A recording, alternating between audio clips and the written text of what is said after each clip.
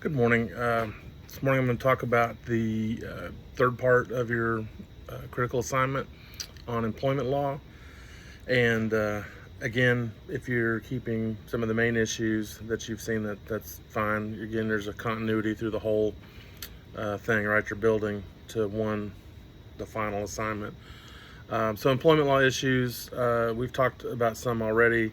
So, I mean, risk management is kind of baked into, all of this is kind of baked into the cake of risk management, I should say. You've got physical plant, um, risks, you've got client risks, practice risks, and the employment law is basically another set of risks. So it gives you a little bit of a thing there, a list, but just to kind of clarify or flesh those out. So obviously the discrimination issues we've talked about. So if you think about discrimination in hiring, firing, promotion, demotion, even assignment, is somebody getting the good office or the best equipment or the choicest assignments, and all that sort of stuff. So again, gender, race, disability, age, those kinds of things. And it's all justification, right? So like, for example, I'm a professor here at Cal Baptist, right? So our executive assistant, our department assistant, the secretary, she's not going to be able, or not in her part of her job, she can pay to go, I guess, but she's not going to be sent to academic conferences, right? I'm also not going to get sent to conferences on advising and admissions and all the other things. Why? Because that's not part of my job. So when you do, you can, remember, discriminate on things like that, but it's got to be legally justifiable job-related discrimination.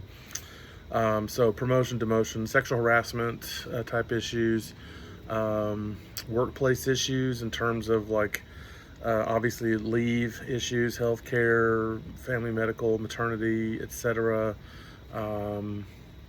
Anything like that, right? Do you require credentials? Do you require? So those are all the employment law related issues. So you'll sort of focus on that.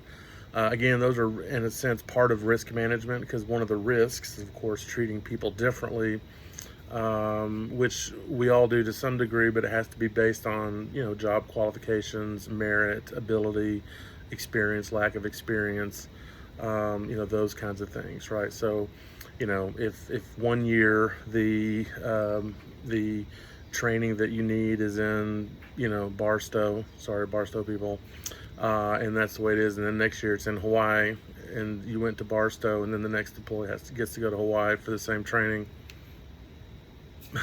That's the way the cookie crumbles, as we used to say.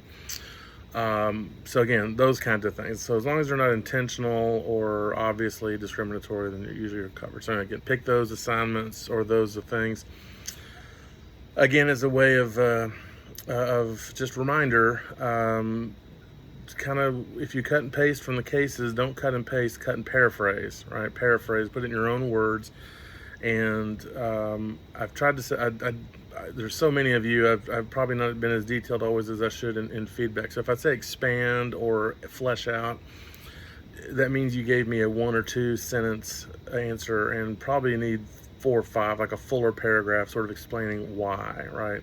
Not just a conclusion. In the law, we call those conclusory statements. You jump to the conclusion, and this is kind of like show your work. I don't want to sound too mathy, but show your work. How did you reason to that? It didn't have to be a huge, 5-page dissertation, of course, right? But just, how did you or the court reach that conclusion? Why do you think that? Not just what do you think, but why do you think that? So again, not a huge amount of writing here, just 2 or 3 sentences to kind of flesh it out. But y'all are all doing great. The only major deductions really not even major, have been like just basically minor writing things, and a couple have been late, but in terms of that, really content wise, you're all sort of making good contact with the ball, as they say in baseball. So anyway, I will talk to y'all next week. If you have any questions, again, you can put them in the Q&A or put them in the emails. Thanks.